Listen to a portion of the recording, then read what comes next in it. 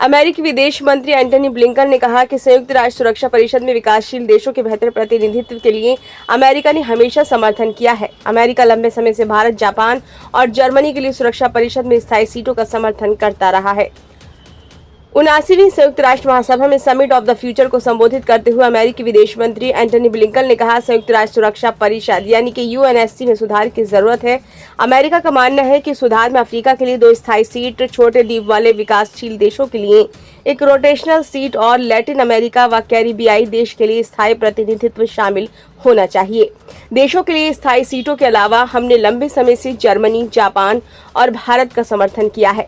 Blinken ने कहा, America UNSC में सुधार पर तुरंत वार्ता शुरू करने का समर्थन करता है।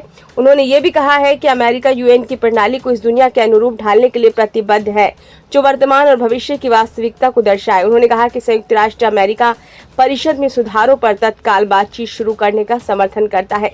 ब्लिंकन ने संयुक्त राष्ट्र प्रणाली को विश्व को प्रभावित करने वाली वर्तमान भू राजनीतिक स्थिति को प्रतिबिंबित करने की अमेरिका की प्रतिबद्धता व्यक्त की। हालांकि उन्होंने ऐसे किसी भी संशोधन का कड़ा विरोध किया जो संयुक्त राष्ट्र चार्टर के मूल सिद्धांत को बदल सकता हो।